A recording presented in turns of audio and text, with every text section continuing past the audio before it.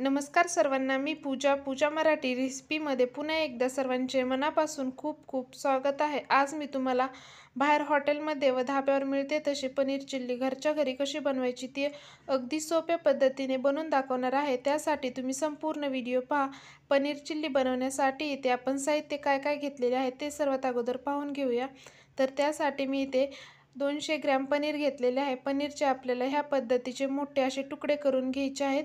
तर इथे त्याचबरोबर आपल्याला 2 शिमला मिरच्या घ्यायच्या आहेत, त्या ह्या पद्धतीने मी कट करून घेतलेल्या आहेत। एक टोमॅटो घेतला आहे, तोही मी टोमॅटोचे तुकडे ह्या पद्धतीचे कट करून घेतलेले आहेत। 2 कांदे आपल्याला ह्या पद्धतीने कट करायचे आहेत। त्याचबरोबर इथे 2 हिरव्या मिरच्या घेतलेल्या आहेत, त्या उभ्या अशा कट करून घेतलेल्या आहेत। आलं व लसण घेतलेले आहे, त्याचबरोबर इथे सॉस घेतलेले आहेत।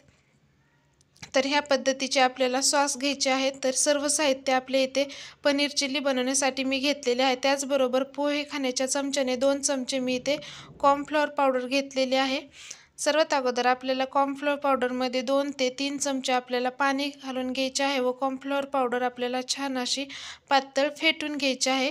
तर आपल्याला पनीर चिल्लीसाठी लागणार आहे, त्यामुळे आपण ह्या पद्धतीने अगोदर ही कॉर्नफ्लॉवर पावडर पाणी मिक्स करून फेटून घेणार आहोत। तर छान अशी कॉर्नफ्लॉवर आपली इथे फेटून झाले की एका भांड्यामध्ये मी इथे कट करून घेतलेले पनीरचे तुकडे घालून घेतलेले आहेत। त्यामध्ये आपल्याला काश्मीरी लाल बेगडी मिरची पावडर अर्धा चमचा घालून घ्यायची आहे व मिक्स करून पनीरला बाजूला ठेवून घ्यायचे आहे। तर सर्वात अगोदर इथे आपण गॅसवर कढई ठेवून घेतलेली आहे। कढईमध्ये मी इथे तेल घालून घेतलेले आहे। तेल छान गरम झाले की त्यामध्ये आपण लाल मिरची पावडर घालून पनीर ठेवलेले होते ते 5 मिनिटानंतर आपल्याला ते तेलामध्ये घालून छान 2 ते 3 मिनिट फ्राय करून घ्यायचे आहे। तर ह्या पद्धतीने सर्व पनीर मी इथे तळून घेते। तर आपल्याला पनीर चिल्ली त्याच कढईमध्ये बनवायची असल्यामुळे मी इथे 3-4 चमचे तेल घालून घेतलेले आहे। तर बघू शकता ह्या पद्धतीने छान असे आपले पनीर फ्राय झाले की मी एका प्लेटमध्ये बाजूला काढून घेते। तर सर्व पनीर मी इथे एका प्लेटमध्ये बाजूला काढून घेतलेले आहे व त्याच कढईमध्ये आपण पनीर चिल्ली बनवून घेणार आहोत। त्यासाठी मी इथे 3 ते 4 चमचे तेल पनीर तळताना जास्त घातलेले होते। तर पनीर छान तळून झाले की त्याच कढईमध्ये मी इथे बारीक चिरलेले लसण घालून घेतलेले आहे व बारीक चिरलेले आलं घालून घेतले आहे। छान 2 मिनिट हे फ्राय करून घेतलेले आहे। छान हे तळले की त्यामध्ये आपल्याला कट करून घेतलेला कांदा आहे त्याचे तुकडे घालून घ्यायचे आहे व कांदाही आपल्याला 2 मिनिट छान तळून द्यायचा आहे। तर आपल्याला हे सर्व साहित्य फुल गॅसवरच तळायचे आहे। तर कांदा छान तळत आला की त्यामध्ये आपल्याला कट करून घेतलेली शिमला मिरची आहे ती घालायची आहे। ती आपल्याला 2 मिनिट छान अशी तळून घ्यायची आहे।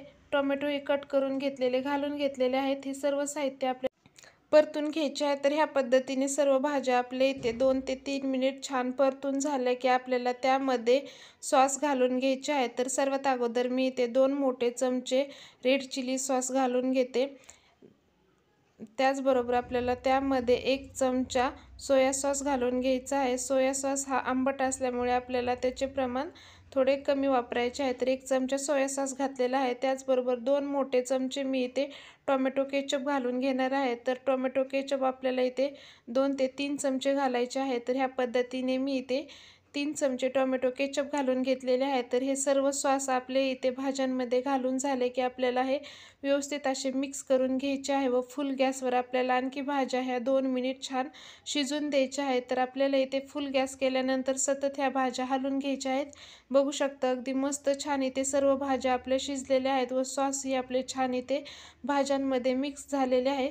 मिक्स झाल्याच्या नंतर आपल्याला त्यामध्ये तयार करून घेतलेले कॉर्नफ्लॉवर पावडरचे पाणी जे आहे ते आपल्याला घालून घ्यायचे आहे व आपल्याला फुल गॅसवर छान हे सर्व भाज्यांमध्ये मिक्स करून घ्यायचे आहे। त्याचबरोबर आपल्याला त्यामध्ये चवीनुसार मीठ घालून घ्यायचे आहे। सॉसमध्ये मिठाचे प्रमाण असल्यामुळे आपल्याला मीठ हे थोडे चवीनुसारच घालायचे आहे।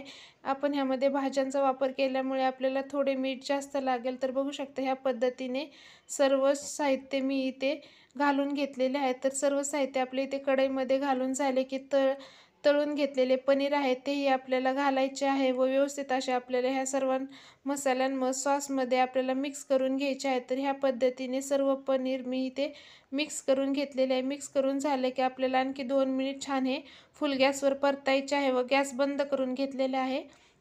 तर बघू शकता अगदी मस्त छान बाहेर मिळते तसे हॉटेलसारखे आपले इथे पनीर चिल्ली घरच्या घरी सोप्या पद्धतीने बनून झालेली आहे।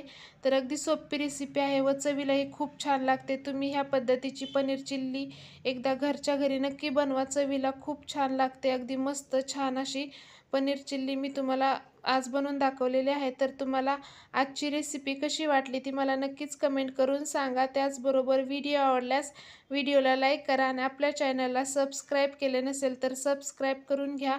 तर चला तर मग अशाच नवनवीन खमंग खुसखुशीत रेसिपीच्या व्हिडिओमध्ये आपण नंतर भेटूया। तोपर्यंत सर्वांना बाय बाय।